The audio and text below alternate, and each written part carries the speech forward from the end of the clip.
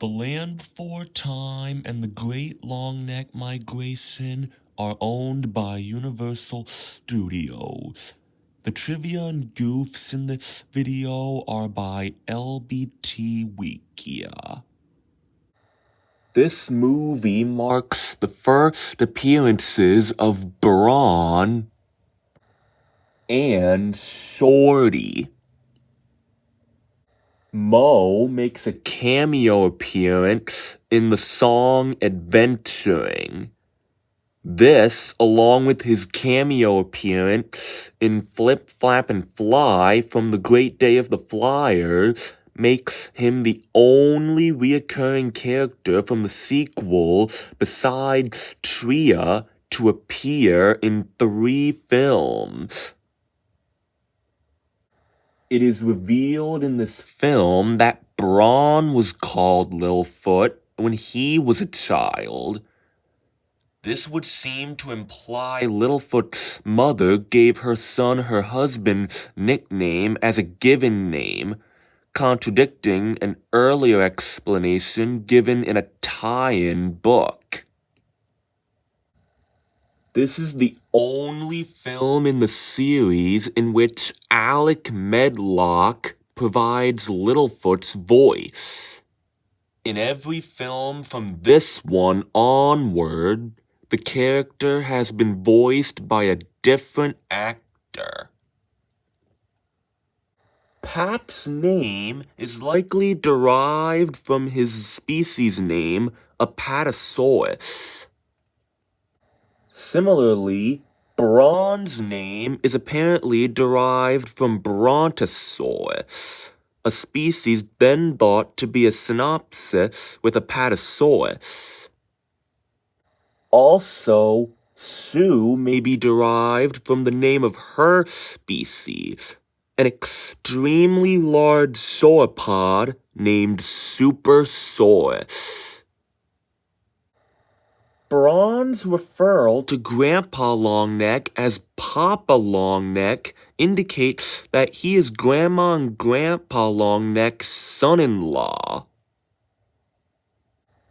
Although both Littlefoot and Braun are saddened by the loss of Littlefoot's mother, Littlefoot understands Sharpteeth more than his father does. This is likely due to his experiences with Chomper. With nothing to suit him, however, Braun hates carnivorous dinosaurs and thinks of them as cowards, as he mentions at one point in the movie. This was the last Land Before Time movie to be released in the month of December. Kiefer Sutherland, who voiced Braun in this movie, said in an interview that he wanted Braun's voice to sound like his own so audience would recognize him in the part. A practice he said he commonly applies to his animated movies. This movie's title sparked rumors that the guest character Allie from the 4th film, Journey Through the Mists, would make a reappearance, as she was part of a migrating herd, and many of the character's fans were disappointed that she did not appear. However, she does reappear in the Brave Longneck Scheme episode of the TV series. Additionally, it is revealed that Doc would have appeared in this film originally, but it was ultimately decided not to include him. And since Doc is much of a loner, it's highly possible he refused to join the other Longnecks in the migration. The story regarding the supposed feud between the moon and the sun and how the Longnecks acquired their namesake by saving the latter is contradicted by another story in a later released TV series episode, The Legend of the Story Speaker, in which posits that the longnecks gained their namesakes after the night circle lengthened their necks to compensate for the bright circle, making the trees taller. This is gonna kill my dad. The original title for this film was simply The Great Migration, which is incidentally the same name as one of the melodies on the soundtrack of the original Land Before Time. This was the first film in the series to use fully computer-generated dinosaurs.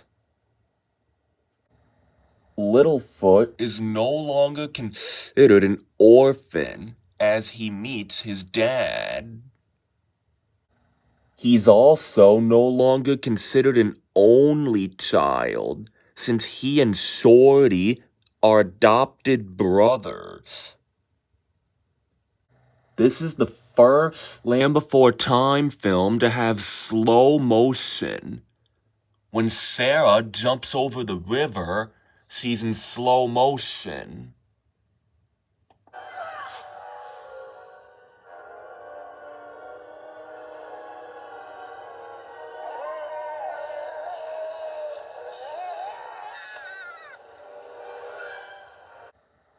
This is the fifth film in which Littlefoot is shown crying.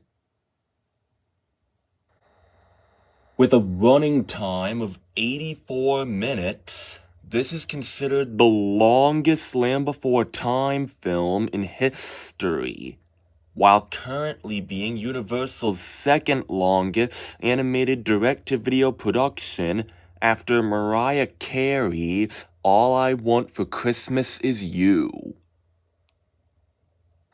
When Sarah whispers her plan about crossing the river to Ducky, Spike, and Petrie, the latter three run off towards Pat in fear.